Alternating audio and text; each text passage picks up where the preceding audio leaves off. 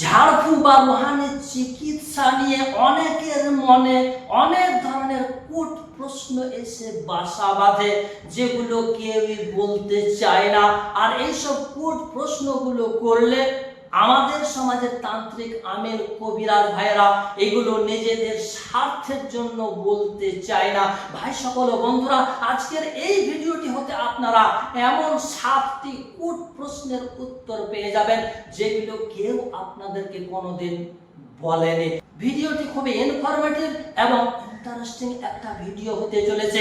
আজকের এই ভিডিওটি থেকে আপনি ঝাড়ফুঁক সম্পর্কে অজানা রহস্য, অজানা তথ্য জেনে নিতে পারবেন।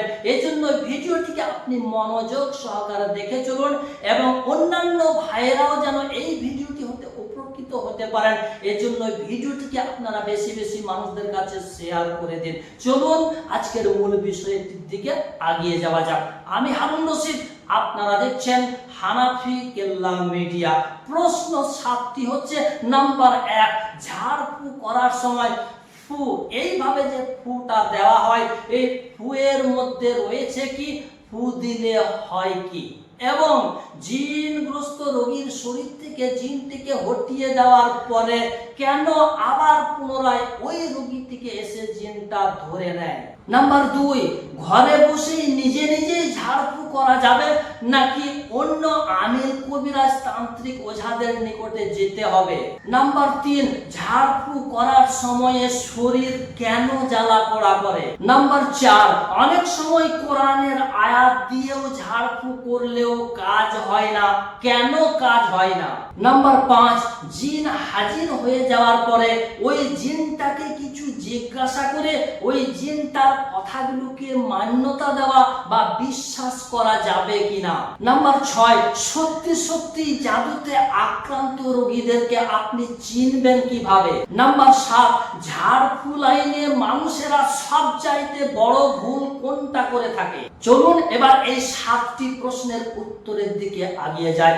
1 নম্বরে রয়েছে এই ফুয়ের মধ্যে রয়েছে কি? ফু দিলে হয় কি? এই ফুয়ের কি কোনো পাওয়ার রয়েছে? পাওয়ার রয়েছে। উদাহরণ দিয়ে আপনাদেরকে আমি বুঝিয়ে দিচ্ছি। ধরুন আপনাকেই যদি আমি ভাষা খারাপ করে গালি দিই, আপনার মনের ভিতরে, আপনার মন মস্তিষ্কের ভিতরে একটা রাগের সঞ্চার হয়ে যাবে। ঠিক তেমনি ভাবে আপনার জন্য যদি আমি প্রশংসা করি, আপনার গুণকীর্তন করি, তাহলে যেমন কিছুক্ষণ আগে কটু কথার জন্য আপনার মনের ভিতরে রাগ জন্মেছিল, রাগ ধরে গিয়েছিল, ঠিক তেমনি ভাবে আপনার প্রশংসা করলে আপনার হৃদয়ের ভিতরে, আপনার মনমস্তিষ্কের ভিতরে একটা খুশির হিল্লোল দৌড়পাক খাবে। ঠিক তেমনি ভাবে স্বয়ং স্রষ্টা যিনি, তিনার কথাগুলোকে পাঠ করে ফু দিলে সেই কথার একটা প্রভাব রয়েছে, একটা ক্রিয়া রয়েছে। তাই তো জিনগ্রস্ত, জাদুগ্রস্ত রোগীগুলোকে কোরআনের আয়াত পাঠ করে ফু দিলে সেই রোগীটা সুস্থতায় ফিরে আসে। এবার আসি, একটা জিনগ্রস্ত রোগীর শরীর থেকে জিনটিকে হটিয়ে দেওয়ার পরে কেন ওই রোগীটাকে এসে আবার পাকড়াও করে নেয়?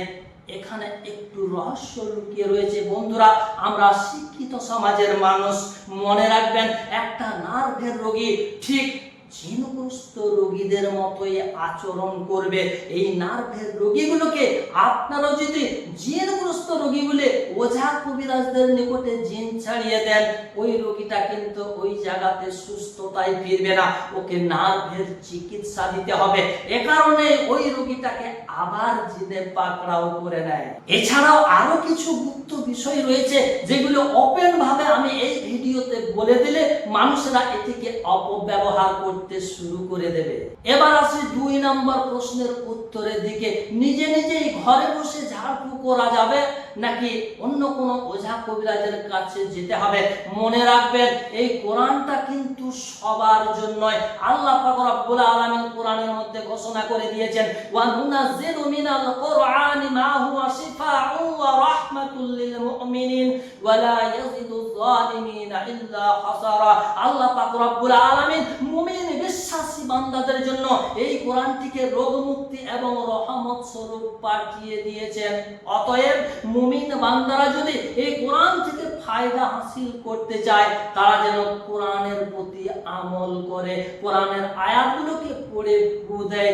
আল্লাহ পাক রব্বুল আলামিন তাতে রহমত নাজিল করবেন এবং ওই রোগীটা সুস্থতায় ফিরে উঠবে। এখন আপনি যদি কোরআন পড়তে না পারেন, তাহলে অন্য ব্যক্তির কাছে আপনি যেতে পারেন, কিন্তু এই কোরআন দিয়ে ঝাড়ফুঁক করার ব্যাপারে সেই ব্যক্তিটাকে হতে হবে দিনদার, পরেজগার, তার মধ্যে থাকতে হবে তাকওয়া, তার মধ্যে থাকতে হবে পরহেজগারি, তবেই কাজ হবে, নচেত কিন্তু কাজ হবে না। এবার আসি 3 নম্বর প্রশ্নের উত্তরের দিকে। ঝাড়ফুঁক করার সময় কেন রোগীটা চিৎকার চেঁচামেচি বা রোগীটার শরীরটা কেন জ্বালা পোড়া করে? ওই যে কিছুক্ষণ আগে আপনাদেরকে বললাম, আল্লাহ পাক রব্বুল আলামিন এই কোরআনকে মুমিন বিশ্বাসী বান্দাদের জন্য রোগ মুক্তি এবং রহমত স্বরূপ পাঠিয়ে দিয়েছেন। উল্টো দিকে আল্লাহ পাক ওই আয়াতের ভিতরেই বলে দিয়েছেন, ওয়ালা ইয়াজিদু যালিমিনা ইল্লা খাসারা, এবং অবিশ্বাসী কাফিরদের জন্য, জালিমদের জন্য এই কোরআনটাই গজব এবং আযাব স্বরূপ। তাই তো একটা জিনগ্রস্ত, একটা জাদুগ্রস্ত রোগীকে কোরআন পড়ে ফু দিলে ওর ভিতরে থাকা জালিম ওই শয়তান জিনটা কষ্ট পেতে আরম্ভ করে, তখন সে চিৎকার চেঁচামেচি শুরু করে দেয়, আর ওই ব্যক্তিটার উপরে আল্লাহর রহমত চলে আসার কারণে ওই ব্যক্তিটা সুস্থতায় ফিরে ওঠে। এবার আসি 4 নম্বর প্রশ্নের উত্তরের দিকে। কোরআনের আয়াত পড়ে তদবির চিকিৎসা করলেও কেন কাজ হয় না? উত্তরটি হচ্ছে যে ওই ব্যক্তিটার যোগ্যতার ব্যাপার রয়েছে। কোন জায়গাতে কোরআনের কোন আয়াতটা পাঠ করে রোগীটাকে ফু দিতে হবে সেটা তার জানা থাকতে হবে। এখানে অজ্ঞ ব্যক্তি হলে কিন্তু কাজ হবে না। এবং এখানে আরো একটা ব্যাপার রয়েছে, সেটা হচ্ছে শয়তানের ওয়াসওয়াসা। শয়তানের ওয়াসওয়াসার শিকার যদি আপনি হয়ে যান, তাহলে জিন আর জাদু থেকে কখনোই আপনি সুস্থতায় ফিরে উঠতে পারবেন না। এবার আসি 5 নম্বর প্রশ্নের উত্তরের দিকে। একটা জিনগ্রস্ত রোগীর শরীরে যখন জিনটা হাজির হয়ে যায়, জিনটা যে কথাগুলো বলবে সেই কথাগুলোকে বিশ্বাস করা যাবে কিনা, সেই কথাগুলোকে আমাদের বিশ্বাস করলে কিন্তু বিপদের ঝুঁকি রয়েছে। কেমন ঝুঁকি রয়েছে? আল্লাহ পাক রব্বুল আলামিন কোরআনের মধ্যে বলে দিয়েছেন যে শয়তান হলো মুমিনদের প্রকাশ্য শত্রু। তাদের কাজ হচ্ছে মুমিন বান্দাদেরকে বিভ্রান্ত করা, শয়তানি লাইনে চালনা করা এবং ঈমান হারা করে তাকে এই পৃথিবী থেকে বিদায় করা। ওই জিনটা যখন রোগীর শরীরে হাজির হবে, আপনি যদি তাকে জিজ্ঞাসা করেন এই রোগীটাকে কোন ব্যক্তি জাদু করেছে, সে তখন চালাকি করে নিজেদের আত্মীয় স্বজনের মধ্যে একজনের নাম বলে দেবে। আপনি যদি জিজ্ঞাসা করেন ওই জিনটাকে এই রোগীর শরীরে কে জিন চালনা করেছে, কে করিয়েছে, ওই জিনটা তখন মিথ্যা করে আপনার পরিবার বা ফ্যামিলি সদস্য বা আত্মীয় স্বজনের মধ্যে হতে কারণ না কারণ নাম বলে দেবে, যাতে করে আপনারা ঝগড়া ঝাঁটি মানে ঝামেলা ঝঞ্ঝাটের শিকার হয়ে যান। অতএব কথা হচ্ছে তাদের ওই সমস্ত কথাগুলোকে বিশ্বাস করা যাবে না, কারণ শয়তান কখনো শয়তানি কলা কৌশল ছাড়া কথাই বলে না। এবার আসি 6 নম্বর প্রশ্নের উত্তরের দিকে। একটা জাদুগ্রস্ত রোগীকে চেনার উপায় কি? কোন লক্ষণ দেখে আপনি বুঝবেন যে মানুষটা জাদুতে আক্রান্ত? নাম্বার 1, তার চোখের এই তলদেশে কালিমা পড়ে যাবে, কালো একটা মরচের মতো পড়ে যাবে।